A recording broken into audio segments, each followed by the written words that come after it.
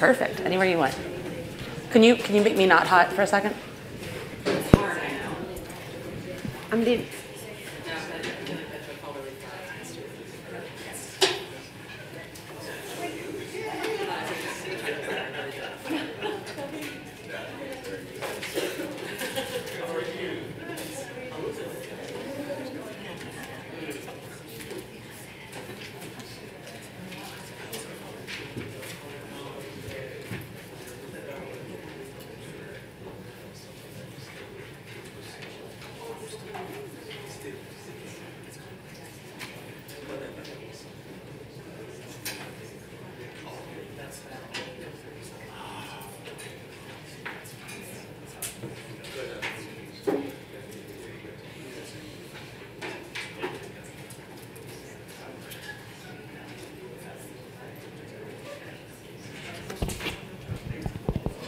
Good morning, everyone.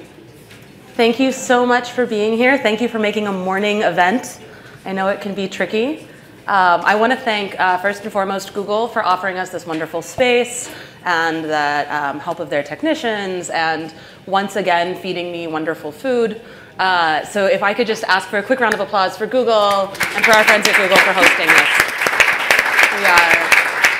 We are deeply appreciative, especially those of us in the nonprofit and government sectors, for free food.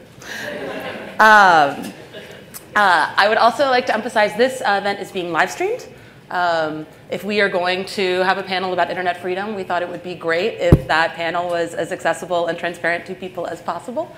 So you can feel free to tweet about this panel, share any information that is being disclosed here. You can tweet with hashtag internet shutdowns. And we will also, during the Q&A, try to take any questions that have come in online.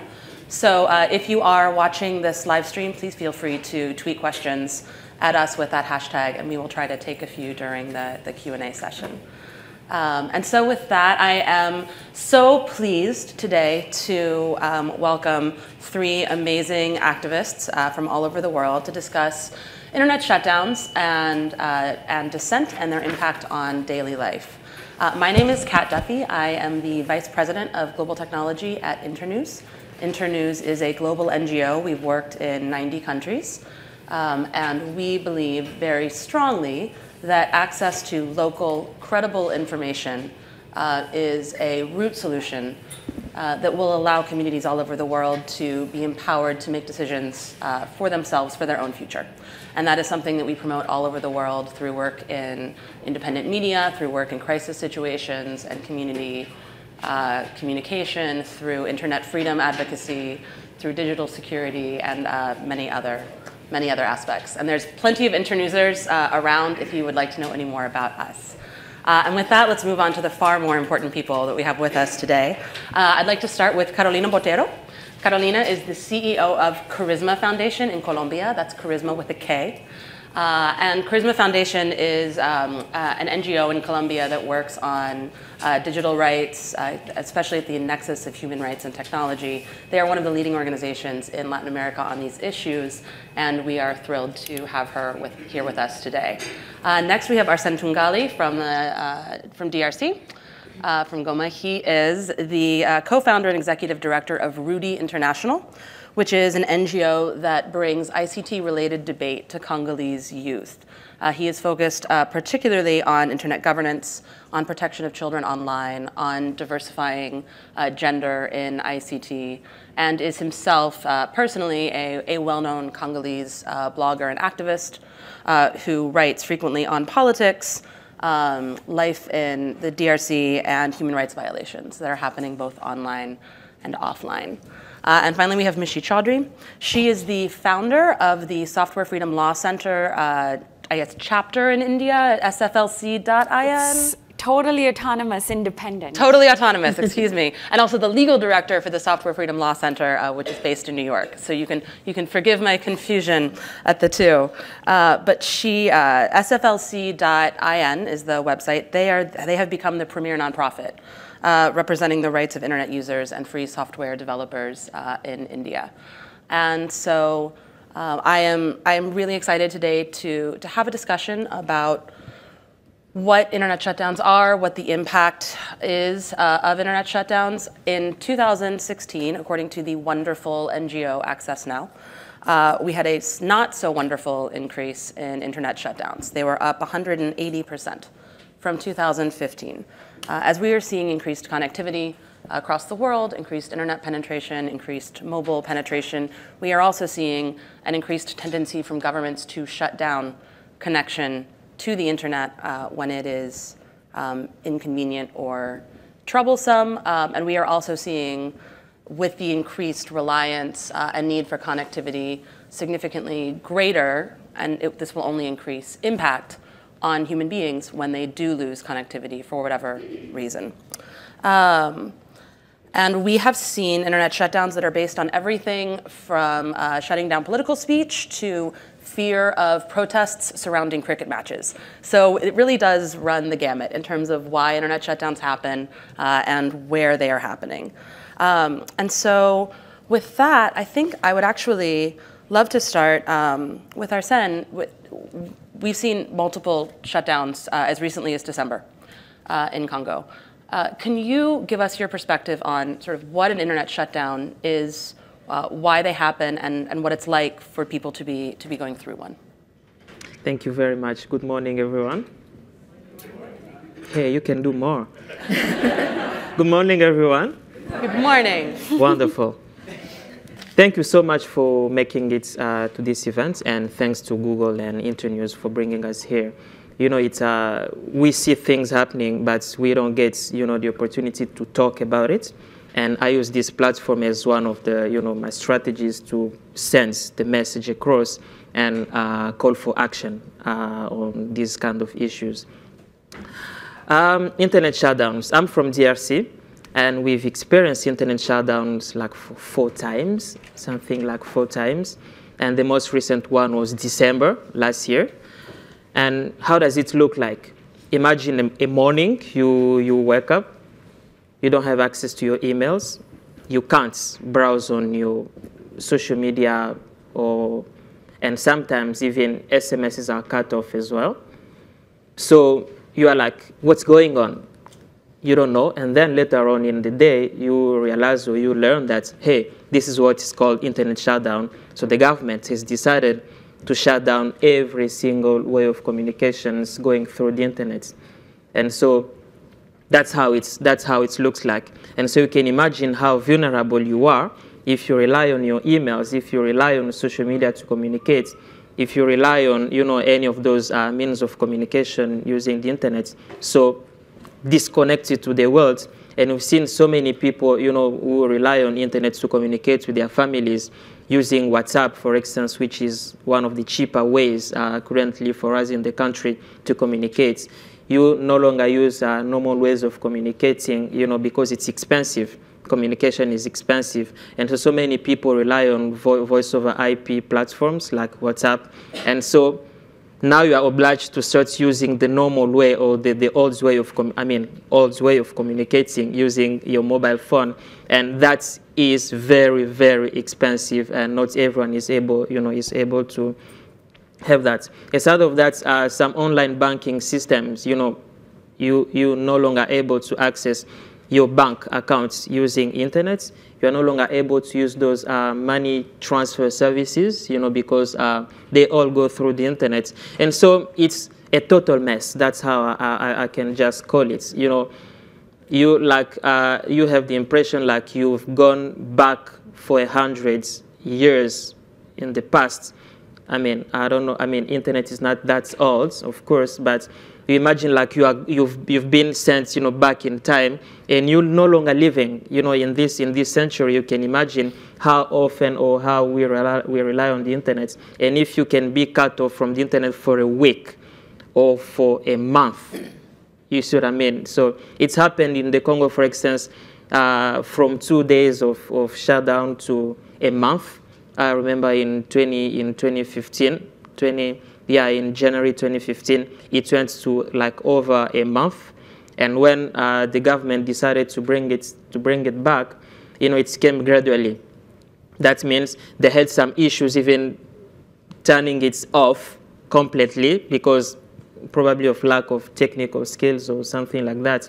So we started having access to emails, but social media came later on and so on. So, and Arsene, why would do you have any, thinking of one of the more recent shutdowns, right? What is your understanding for the basis of what a shutdown, like why a shutdown occurred? Internet shutdowns generally happens in DRC either during political tensions, and the reason actually is always the political reasons, because it's a shutdown that is led by the government. And so it's either like in 2011, the first time where we experienced internet shutdowns, it was right after elections, which was a contested election. And so the governments, or I don't know, the government, because they were in power at that time, they were fearing, people to be able to start spreading the news of fake results. That's how they called it. And so they decided to cut off the internet so that people no longer use Facebook or other social media to start talking about what was supposed to be going on. And I think the fear from the government is because whenever there are protests happening or any foreseen protests planned, the government is worried, and that's why it's cut mostly social media so that people are not able, to tweet or to send pictures or to, to document those violations, because whenever there is any violations, it's comes with, whenever there is any protest, there is a violation that follows. And so the government is worried for the whole world to see what's going on the country, because people won't be able to tweet, won't be able to share anything on social media. And in 2015, for instance, it's happened again during protests, because the governments, were supposed to have elections in 2016 last year. Yeah, and so there was talks in the parliaments of possibilities, of changing the constitution to allow the president to stay much longer on power. And so they decided to cut off the internet because there were protests that were planned against that possible bill to keep the president on power for longer. And so internet was shut down again at that time to prevent those activists and those people who are getting ready to protest to be able to gather easily, because using WhatsApp or any other of those social media, it's possible and it's much easier, to bring people together, your fellows together, and tell them, hey guys, it's X time in the morning, let's meet together at X place so that we can start our protest. So imagine that a strategy for the government, whenever people are no longer able to communicate, it's difficult for them to be able to come in mass and make a big or a larger protest. And so that's another of the reasons. So that's certainly I think one thing that we've seen, not just in Congo but all over, is the use of is government shutting down internet specifically to diminish opportunities for free assembly or for free expression. I think we've also seen other examples or more targeted types of shutdowns. I know, Mishi, I was looking at sflc.in's website, which tracks internet shutdowns, and saw that just in January there are 4 shutdowns that have been tracked in India, and that 30 were tracked in 2016. Can you explain to us a little bit the context in India, and also outside of the obvious concerns in terms of free speech and free assembly, what are the other areas of life and important human rights considerations that are impacted by these shutdowns? Thank you. We started tracking earlier website censorship for a long time, and thereafter, thankfully, we didn't have to track shutdowns because there weren't many, other than a few states. But yes, there's been an uptick from 2013 to 2017. We've seen 63 times internet has been shut down, which means a total blackout or blanket shutdown in a few states, mostly around 12 states in India. And it's a little important to understand the federal government as well as the state government, because how it's done is very different. Americans are familiar with that dynamic. Exactly. And in very small news, in November, the government of India decided to pull out 86% of the currency from its economy. And the current Mr. Modi's government wants us to live in a digital India.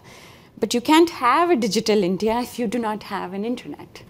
And the government's push to move most of the public distribution services and schemes, as well as delivery of government services online, and also to make India a cashless society, has forced people to move all their payments online. And that means if you're going to have a digital India, then all your payment systems are online.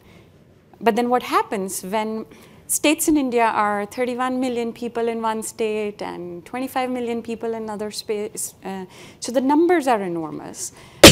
And once that is taken off in terms of a kill switch, you are bringing the entire economy to its knees. And the life comes to a standstill because it's like shutting down roads and shutting down everything else.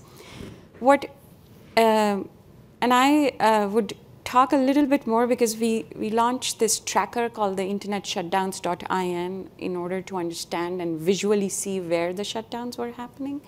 And one of the problems is because we assume that only totalitarian states do shutdowns. And a democratic country like India, how is it doing it?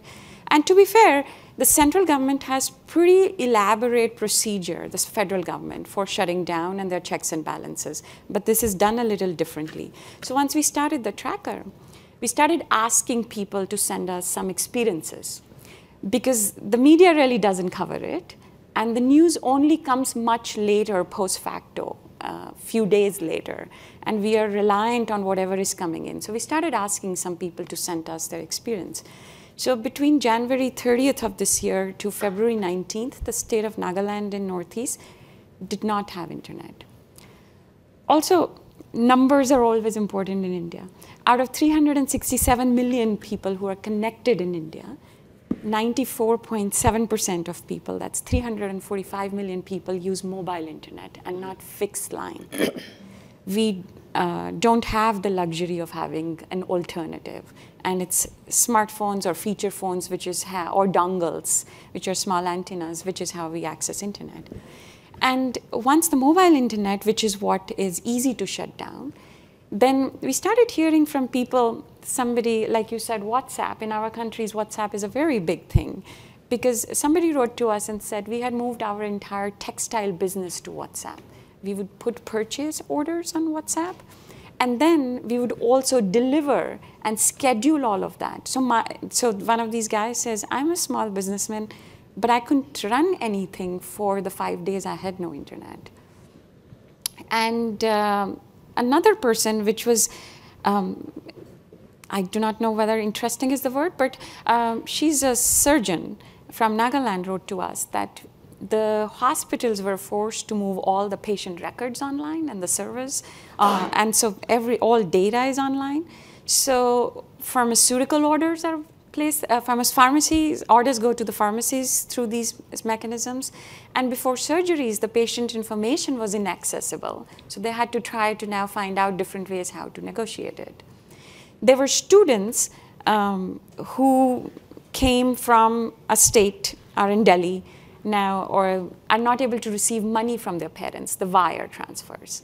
Or if they went back to a state, are not able to send an email to their employer saying, I'm stuck here and I'm not able to travel because either there's a curfew or there's another problem. And the employer is thinking, okay, so you run away for a week and you're going to be radio silent about it. So I don't think that job is going to really wait for such a person. So what we're looking at is right now, perhaps this doesn't get amplified because it's in different states. It's not in Delhi or Bangalore or Chennai where it's happening.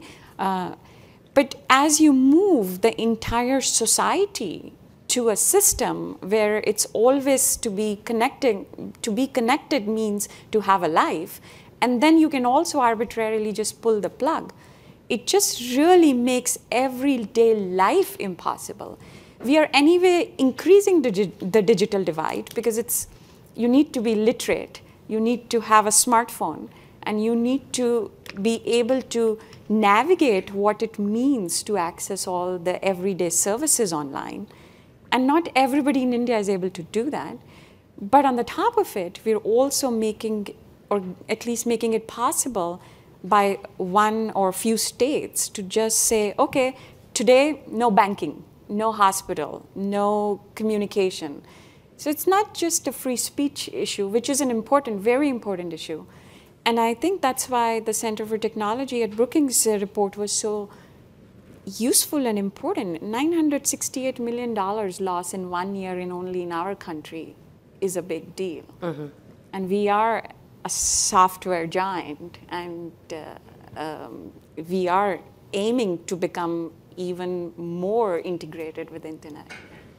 And this is and I think this is an important point that we sometimes when we're thinking about internet freedom issues, right, and we're talking about these, and human rights concerns, the arguments tend to get very focused on freedom of expression, mm-hmm. right? But I think keeping in mind particular international pushes or national pushes towards digitization that don't come with a commensurate potential to protect that access for all of the individual human beings mm-hmm. who are impacted by that policy decision is something that we need to keep our eye on mm-hmm. As a community. And this is a room filled with people from government, from academia, from NGOs, from the private sector. And so thinking about that, how quickly can we move and how do we balance that with our ability to deliver on access, not just on services, but on access.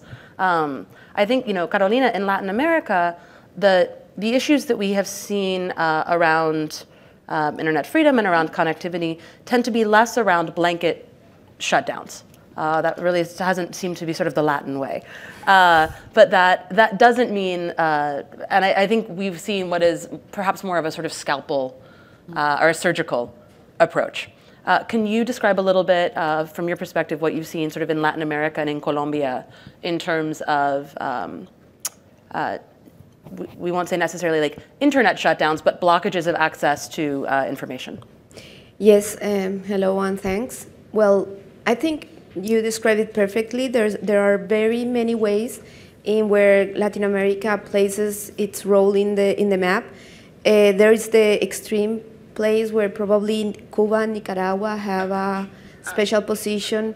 We all know, but it's not really blank shutdowns, but a specific infrastructure that is very expensive and that has a lot of filtering and blocking. But from those kind of extremes, we can see the situation in Venezuela, where, for instance, during the last report of Freedom of the Net, they found out how there were blocking and filtering of different web pages.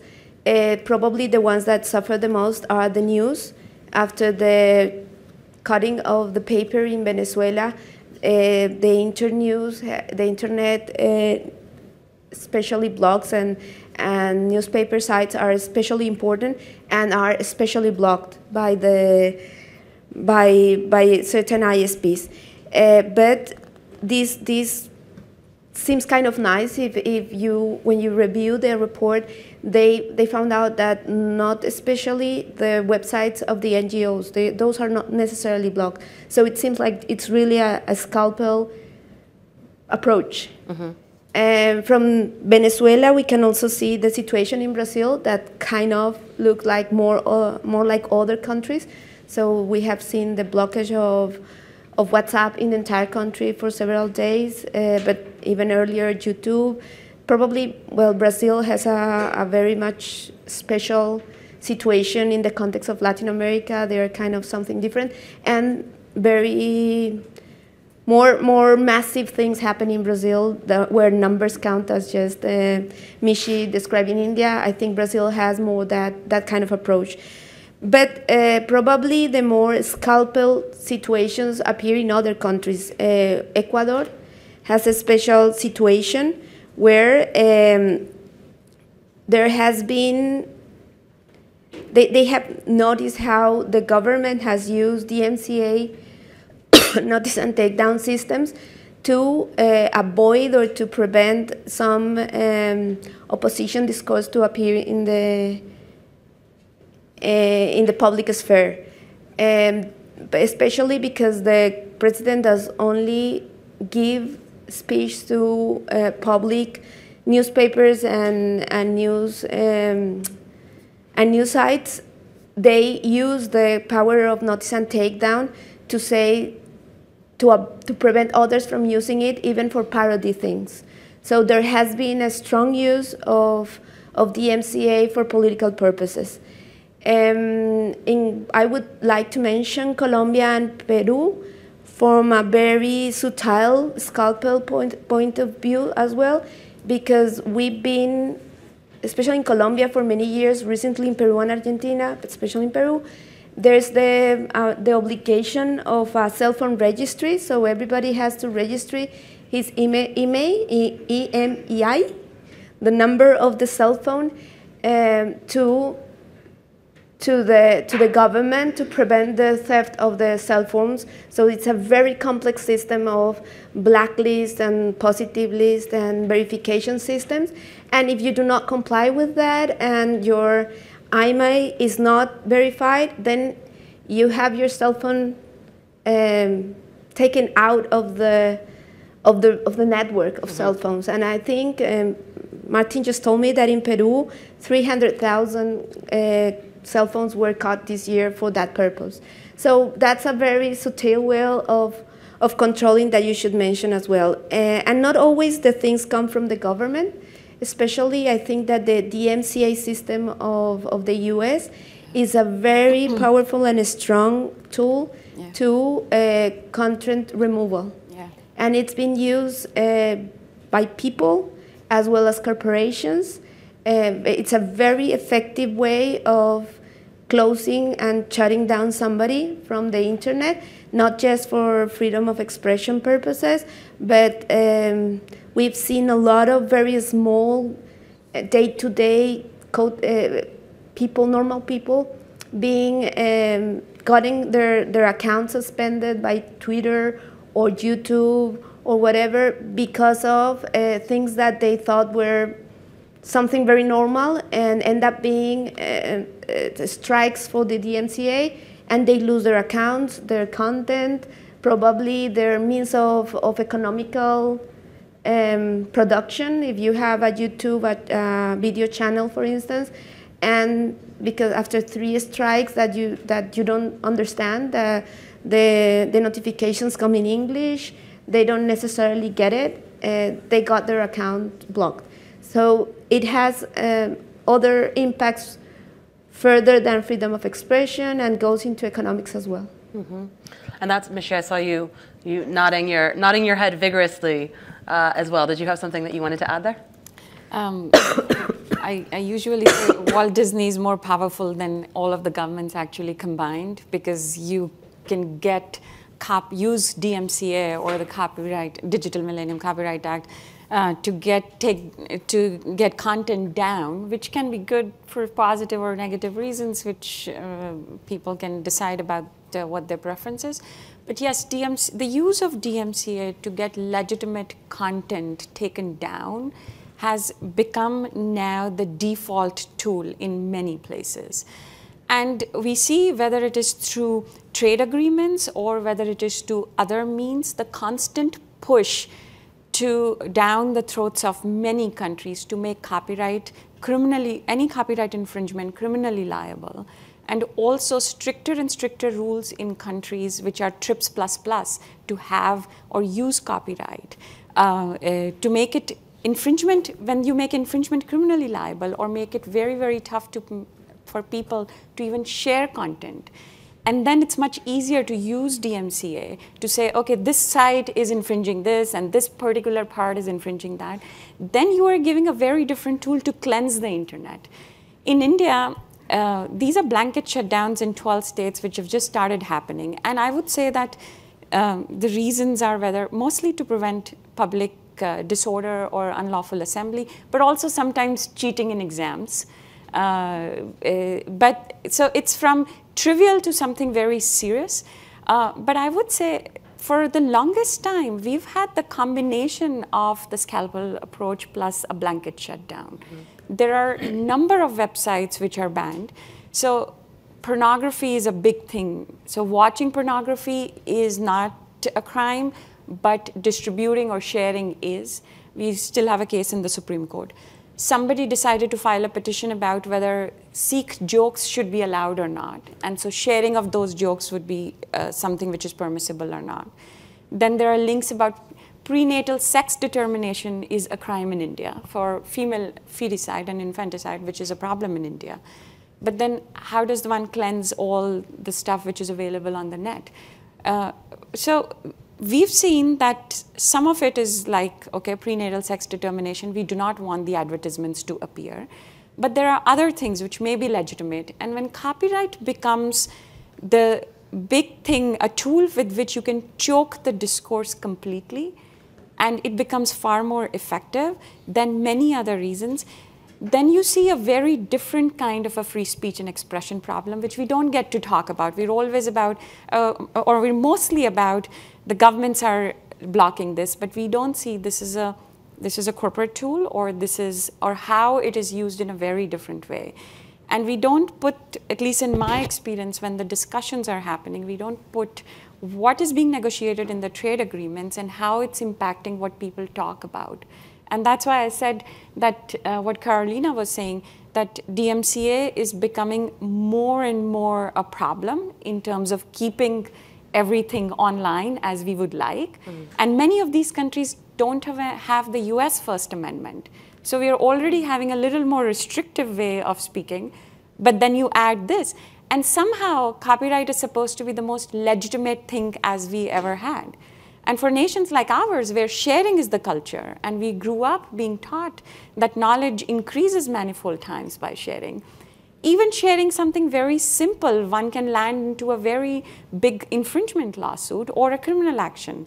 And every time one does that, one is censoring out people. So that does happen. So this raises, I think, an interesting, certainly an interesting and a long-standing challenge for advocates, right? Which is that when we talk about internet shutdowns, we're frequently, I think many of us, myself included, tend to jump specifically to the government's role in shutting down internet and the government's role in controlling infrastructure.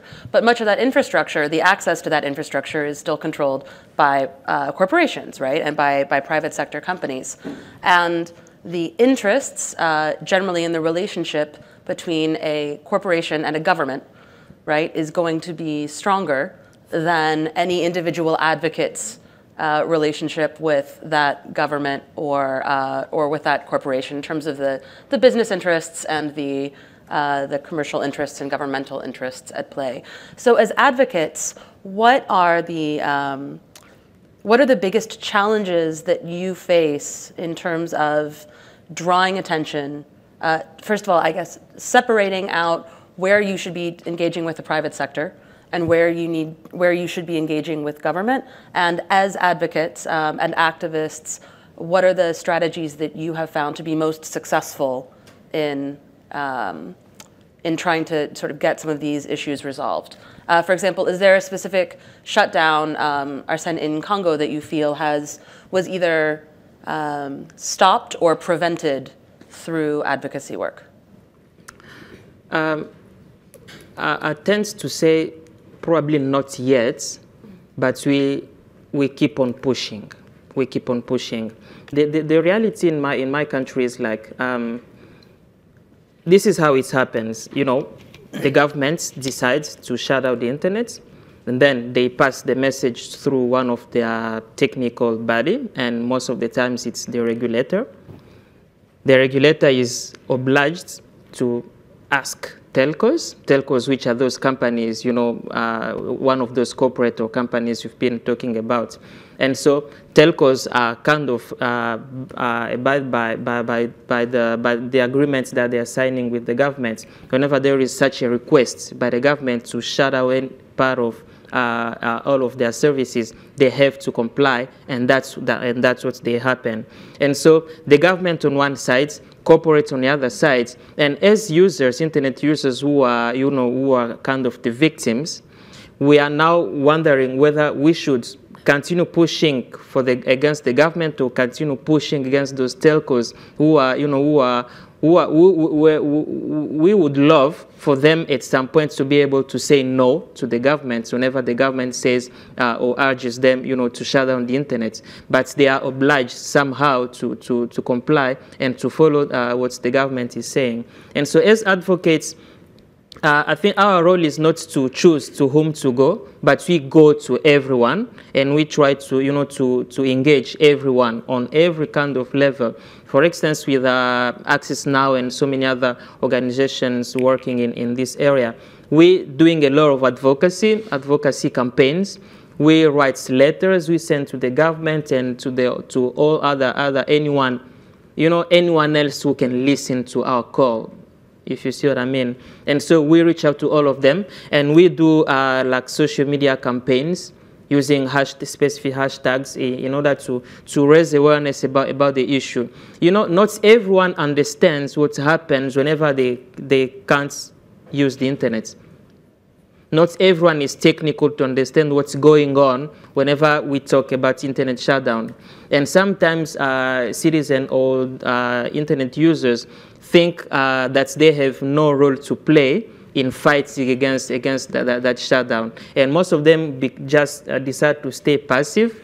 But through the advocacy work that we're doing is to bring everyone, telling them, hey guys, we all have a role to play. And we cannot just stay there and watch how we're suffering for a week, for 2 weeks, for a month with no access to the internet. Let's all come together and see what can be done, what we can be doing. And that's why you'll see a lot of people now are starting talking about it. Those people who felt passive at a certain point are now also speaking up. We have petitions that we're signing. Even if, the governments in some countries like mine, they kind of don't care, if you see what I mean. They will see you on the streets, and sometimes they even shoot you, those people who are protesting on the streets. But this kind of, this kind of behavior from the government is not preventing activists or people like us to keep on pushing. Because we believe if we don't talk about it, then the government will think we're okay with it. Mm-hmm. And so we keep on pushing and we keep on pushing, and through the help of so many other international organizations like the UN and the Rapporteur, for instance, on human rights and other so many powerful people. If so many pressure is being done on the side of those oppressors, and most of the times it's the governments, we probably are thinking on having an issue. What's happening in Congo today will probably happen in another country tomorrow. It's kind of the new way of oppression that the governments, or that African government especially, are now using to kind of shut down people so that they don't claim their rights, or they don't speak up against some of those violations that they're being faced. And one of the things I always tell whenever I'm in front of an audience of people who've never experienced internet shutdown is, pray hard so that it never happens in your country. Carolina, Mishi, did either of you have something that you wanted to add in terms of the? I would say not to concentrate in the big picture, but in small things. I've seen recently how the government uses also, certain small agencies of government uses also the trademark laws to prevent the discussions. In Colombia, for instance, the agency that provides the credits for students to study has a big problem with a group of students that believe they are charging too much. And they start a huge campaign that was shut down because they told the domain registry that they were the owners of the trade so because the students were using the trade, they got their site turned down. So I think there's a lot of things to analyze when discussing intellectual property and the way we discuss things on the internet. That's one. And the second one is the big lobby regarding intellectual property has made the DMCA notification process very good. So there are guidelines, there are YouTube videos on how to do a notification, a notice on the internet. But on the other hand, there's nothing, and there's nothing different from English.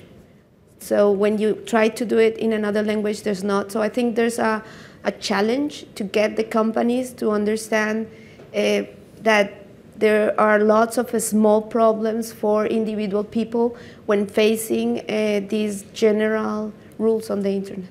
Mm-hmm. And Michelle, I know that one way of approaching this, or one effective method of advocacy, can be strategic litigation. We've already failed at that.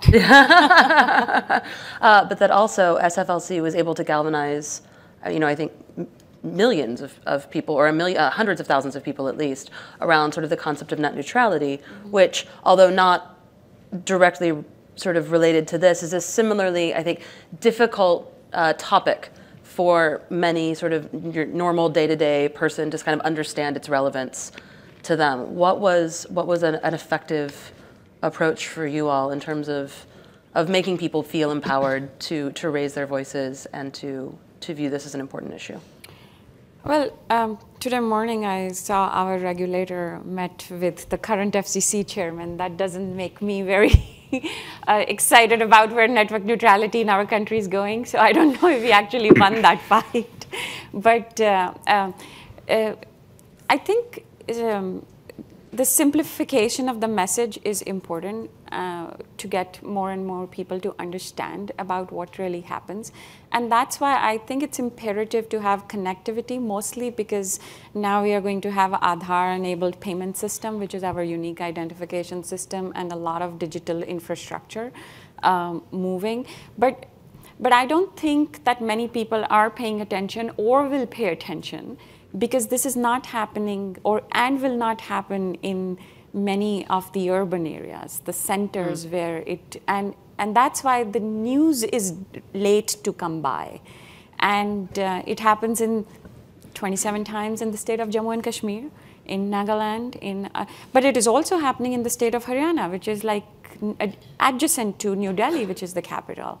So until it happens to you, it's like, whatever. Yeah, there are problems there already. It's not in my backyard. My phone is working. I can use a credit card. It works fine. But in India is a service-based economy.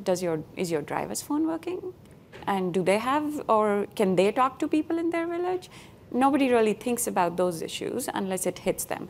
So I think that, to have reliable data is very difficult. UNI has done some good work. Some other people have done about even monitoring when there is a network disruption. But these are fixed line disruptions. These are not mobile disruptions. And as I said earlier, that if 94% of the people are going to be accessing it mobile, and my phone stops working, I do not know whether I've run out of balance, because many people in our countries would have prepaid cards or something. Have I run out of balance and I don't have money, and that's why my phone is not working? Or is it just because I paid this much and from 3G, anyway, everybody's fooling me about 4G, there's only 3G and now we've gone to 2G speeds. Is it that? We do not even know, and they don't have a way to understand. So there's... And if there is an outage, it's extremely hard for people to start telling people there's an outage. Exactly. And so you do not know what's really happening. You have no tools to monitor that this is happening. And one of the things our organization is trying to work on is that an ability for people in our countries to be able to understand and monitor. And some technical solutions like FreedomBox is a plug server, which is trying to build a LAN connection between villages. And villages are like 10,000, 50,000 people. So even if the entire backhaul you pull out, these villagers can still talk to each other and try to do what they can do. But if they have to talk to some centralized service, then it is a major problem. And as you said, to address, litigation is a thing. Yes, there was a petition in the Supreme Court. I didn't argue or fight that. Somebody else filed it. But the Supreme Court said the states are using it to prevent unlawful assembly, and say there is a communal disharmony and law and order situation, and it becomes necessary in such situations. Because, I have to give credit that they're more mature about how to actually achieve what they want to do which is cut off the communication. They as in like whether it's the authorities are not using the process laid down by the federal government, which has checks and balances, which has a review mechanism, where you have to explain why did you shut down. They're not using that.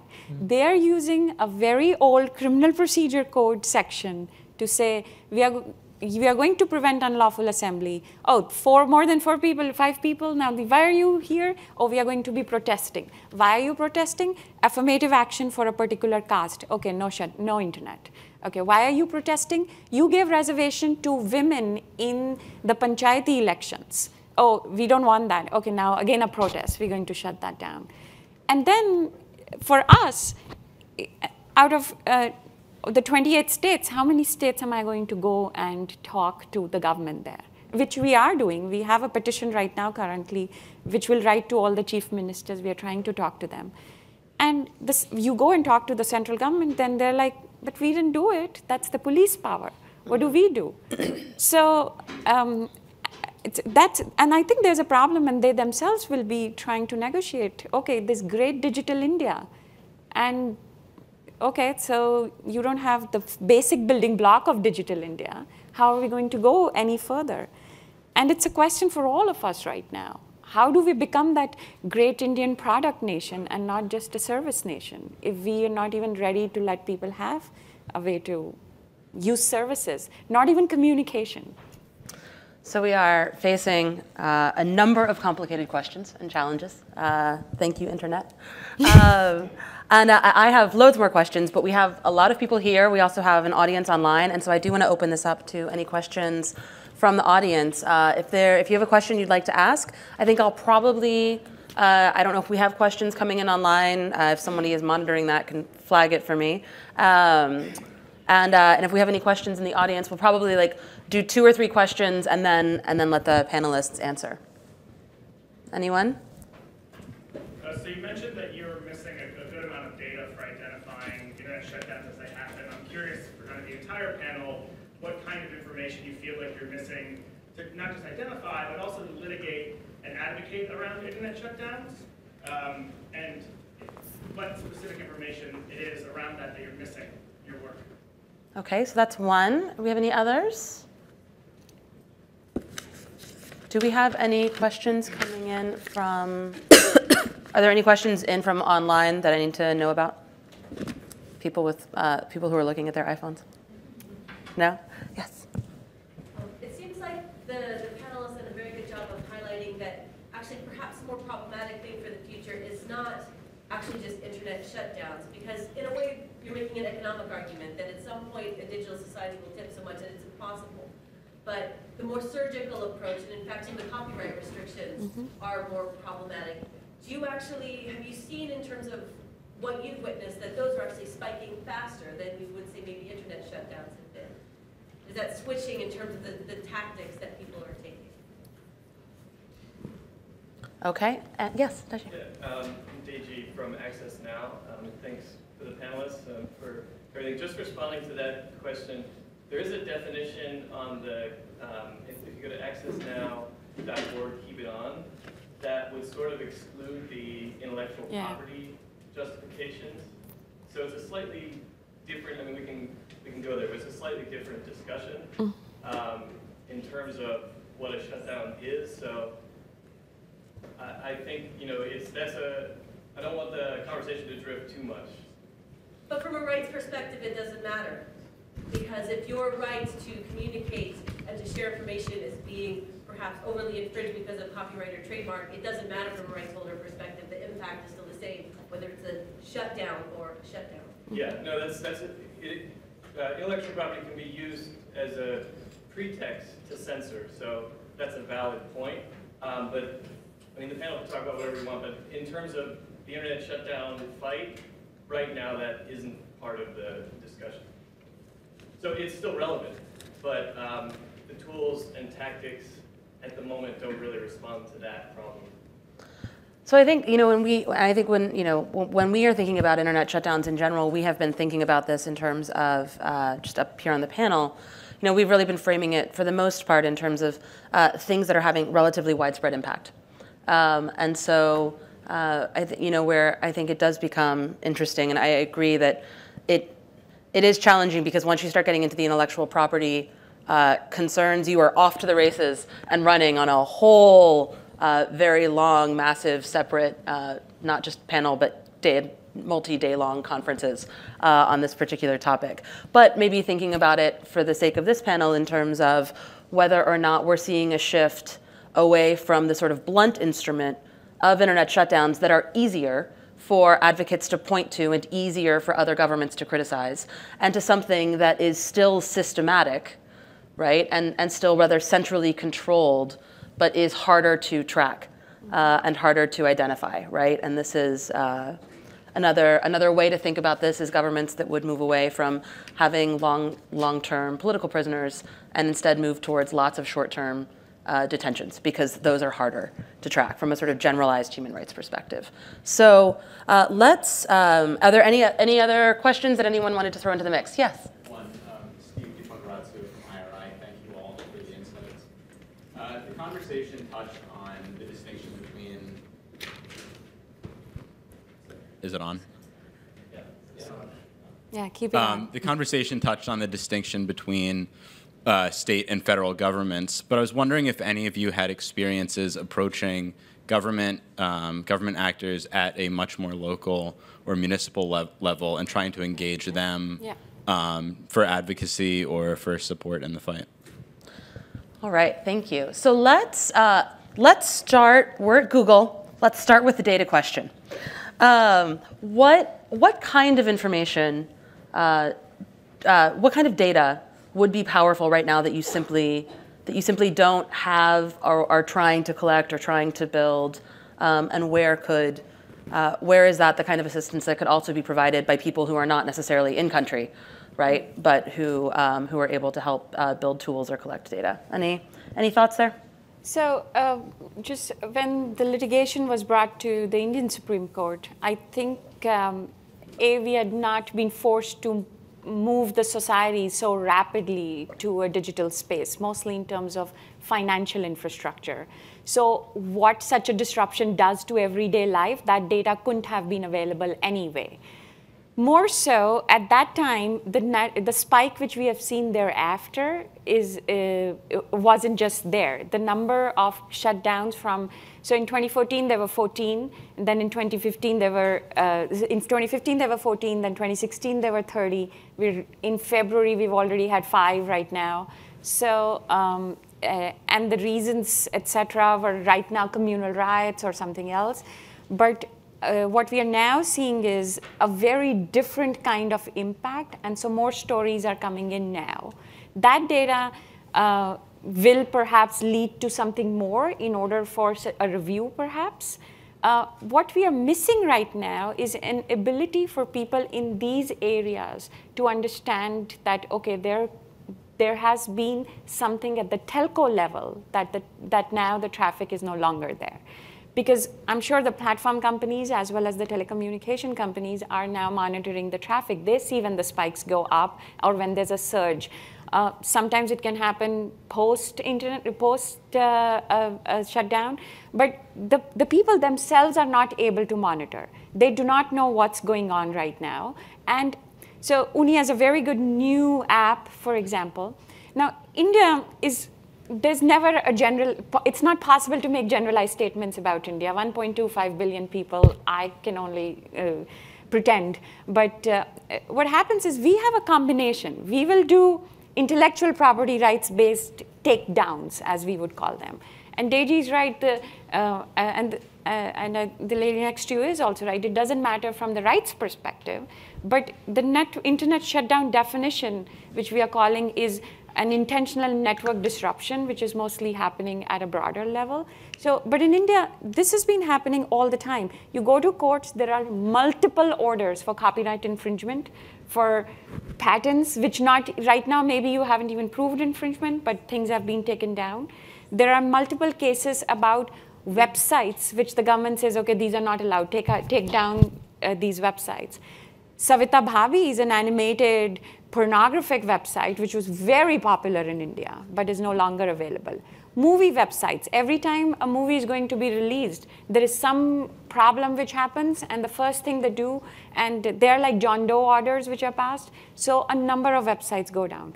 But it's a combination. Something we are having specific websites taken down, but we are also having these shutdowns. And to the other question about, I think you asked about local state level ones. So we are talking to the federal government, we're talking to the state level, and it does happen at the level of the magistrate, the district level magistrate. The problems what I have most often been told is, which gets me into a very different problem and to your earlier point about activists having to choose. For me to make a choice, do you want encryption? You have that thing WhatsApp, which you've been advocating all the time.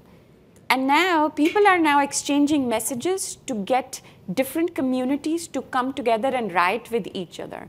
You give me a way to read these messages, and then we will talk about it. That's how, and I don't say that that's always incorrect. If you are a police officer or you're like a district magistrate, you're sitting there, and you know there is going to be a riot of some kind.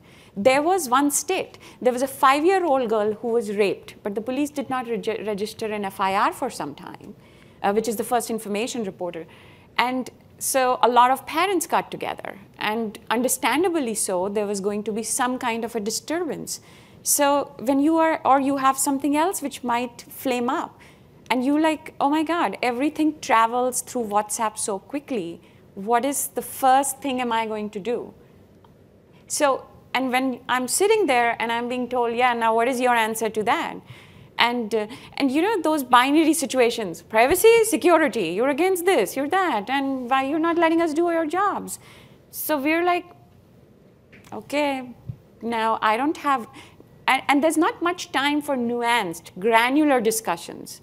And so, and I totally agree from a rights perspective, if I cannot write something or am I prevented from doing it, it's the same, whether government did it or a corporation did it, or an internet mob decided to use some mechanism to take my account down. As a user, I feel the same way.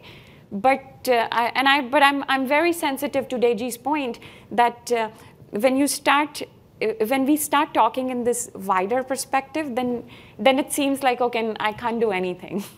So that's why it's to have just one thing at one time makes it easy. So we're actually running out of time. So, and I want to make sure that Carolina and Ansen both also have an opportunity to respond. I think one thing that I just heard there in terms of data is that from everything from like an international or national level down to a local level, having greater transparency or greater insight into some sort of systemic disruption would be helpful as a baseline for investigating what the cause of that disruption was, and for being able to highlight the fact that it simply happened, and then being able to get further into the details of why it happened and what was going on, right? But as a baseline, being able to have better data on when you're seeing disruptions in networks at everything from a local to a larger level.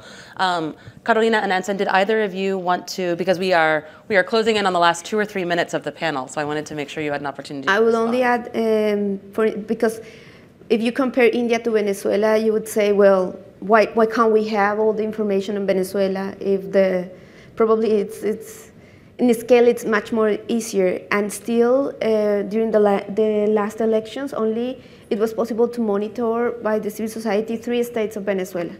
So there is a lack of information on what's going on that is important. How can we fill that gap? It's something that needs to be thought. And I would only like to add as well, something that Michi mentioned before is our societies are getting connected through mobile devices, and we do not know enough about mobile devices. How can we know how they behave or what the disruptions are if we don't even know how the connections are being done? I'm just mentioning that probably 2 years ago we asked the Colombian government what do they consider was a mobile connection for access to internet, and because of the way we did the question, what we wanted them was to answer that 0 rating was part of the numbers, and that's what they answered. They were not separating. zero rating from data connections. So if every zero rating connection on cell phones in Colombia is considered a connection to the internet, there we have a problem.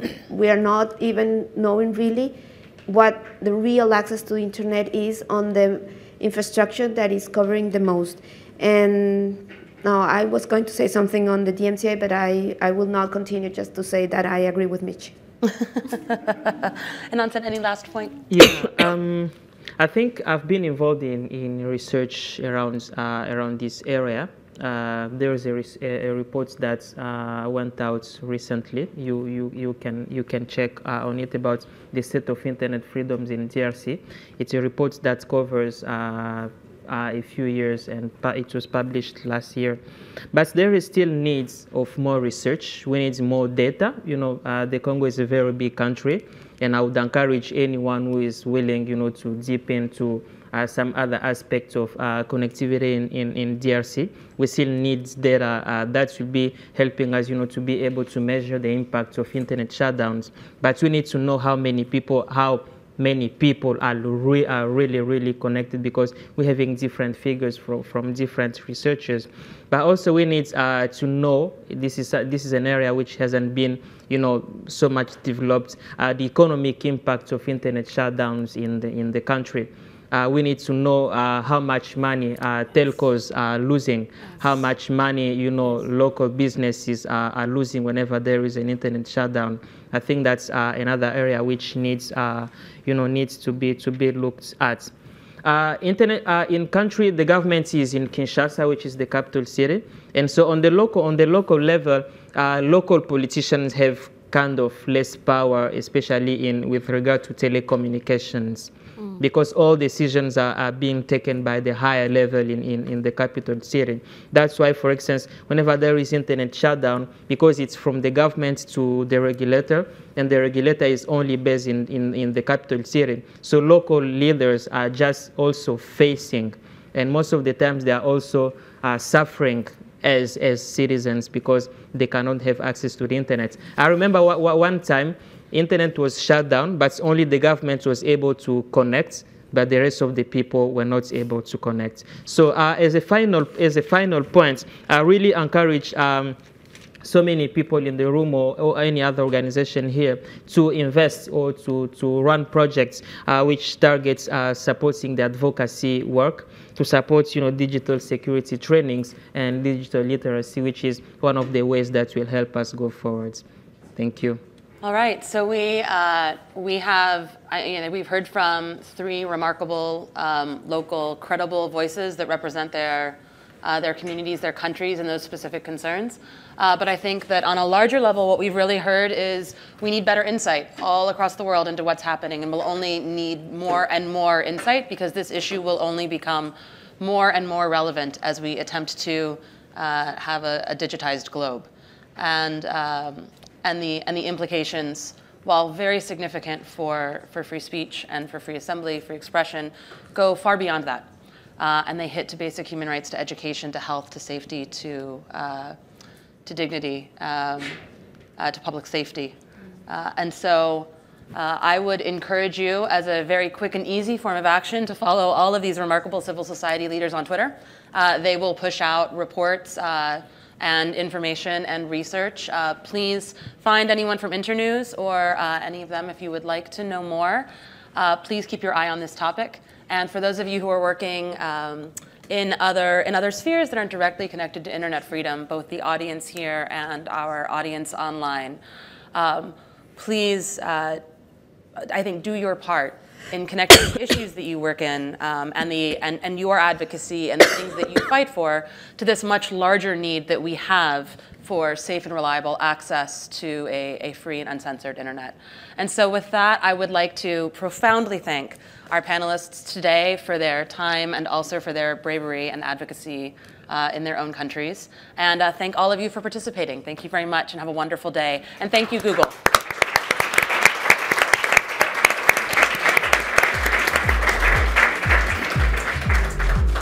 And now we get the